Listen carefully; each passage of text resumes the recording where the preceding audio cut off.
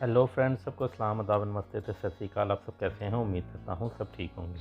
तो मेरे दोस्तों, जैसा कि आप सब जानते हैं कि दुनिया में यूरोप इकोनॉमी और पॉलिटिकल लिहाज से बहुत मजबूत माना जाता है और लाखों लोग हर साल यूरोप का रुख करते हैं। कुछ लोग तो यहाँ बिज़नेस के लिए, कुछ जॉब के लिए और कुछ स्टडी के लिए यहाँ आते हैं और बहुत से लोग यहाँ टूरिज़म के लिए भी आते हैं।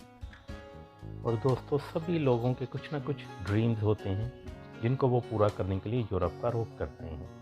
और दोस्तों, यूरोप में आने वाले लोगों में बहुत बड़ी तादाद रेफ्यूजीज़ लोगों की भी होती है जो इलीगली यूरोप में एंटर होते हैं।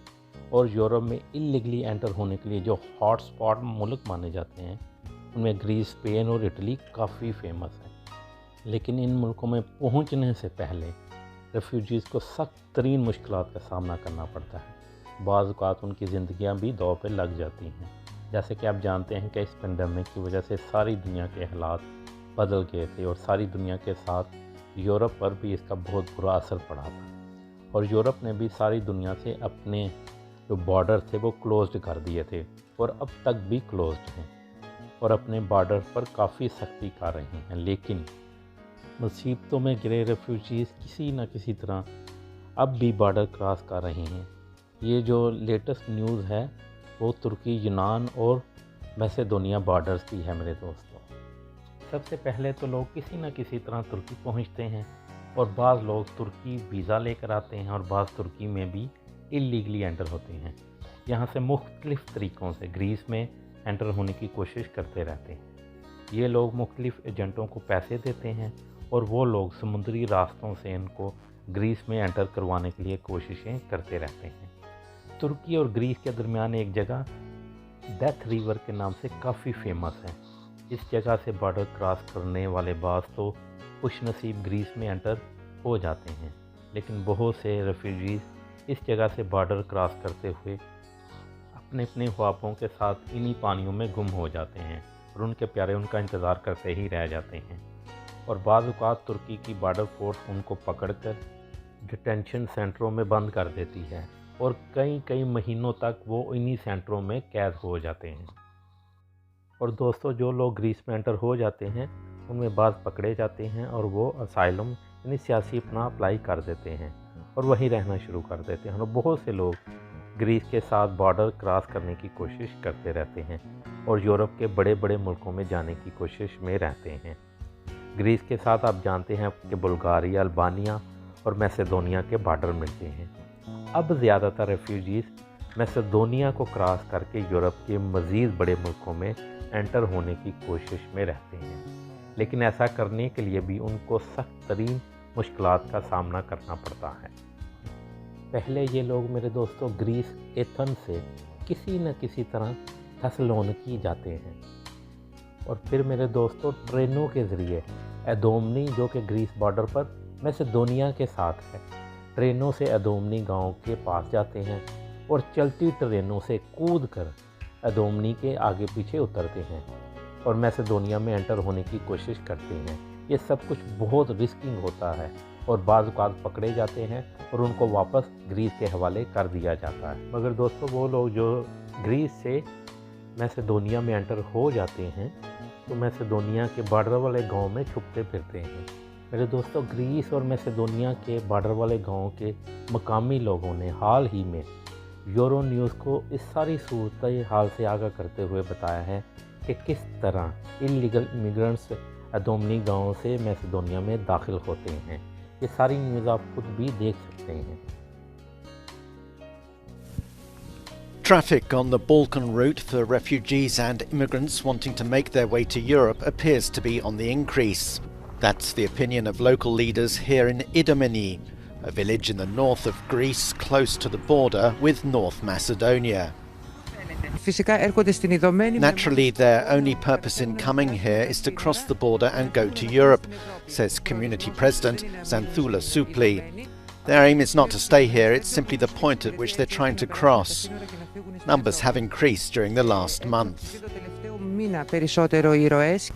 Signs of passage are evident in abandoned rural warehouses. Most arrive on commercial trains from Thessaloniki, jumping from wagons just before reaching the village.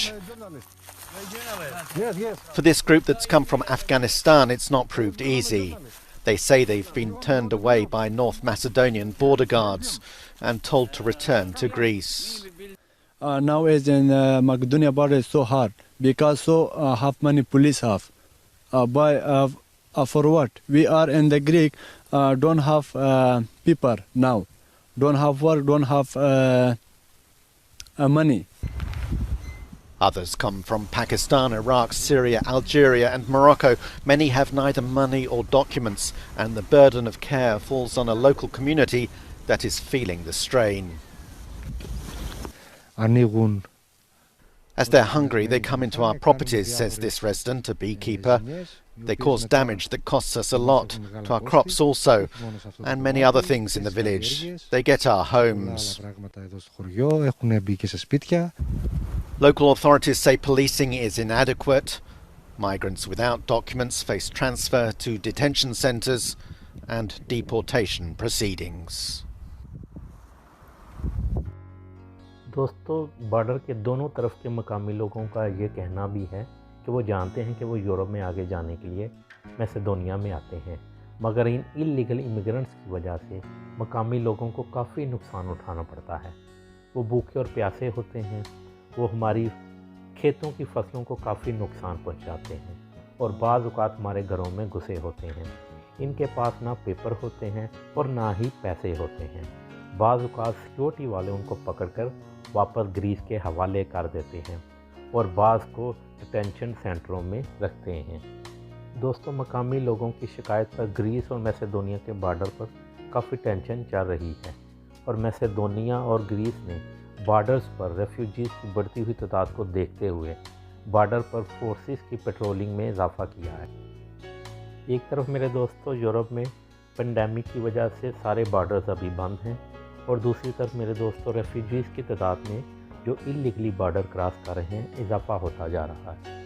सारी सूरत हाल को देखते हुए ग्रीस और यूरोपियन यूनियन ने इस सारे मसले को जल्द अज जल्द हल करने के लिए कुछ तजावीज़ मरतब की हैं और कुछ नई पॉलिसियाँ बनाने पर भी गौर कर रहे हैं ताकि इन इलीगल इमिग्रेंट्स यानी असाइलम सीकर को यूरोप में जल्द से जल्द पनाह मिल सके और वो लोग अपनी ज़िंदगियां अच्छे तरीके से गुजार सकें। Creates a situation of deep injustice because people are kept in some cases for many years in the hot spots, and as we've seen, the conditions there are appalling. They're really not effective. If we look at the Court of Auditors reports on the hotspots, for instance, they show that they're extremely expensive and not serving the original purposes of rapid decision on cases. Instead of setting up appropriate infrastructure to deal with asylum cases in a swift manner, 5 years on from when the deal was signed, authorities are operating in emergency mode. Even EU Commissioner Johansson agrees this system has to change. I don't want to have hotspots. I would like to have proper reception facilities where people should not stay for long and then have a better return and relocation system. We need to Europeanize migration issue and to stand by each other and not leave any member state or island alone. The EU Commission has proposed a new approach to asylum, under which asylum applications would be processed within days at the bloc's external borders. But critics fear this might lead to a situation similar to what we're seeing today.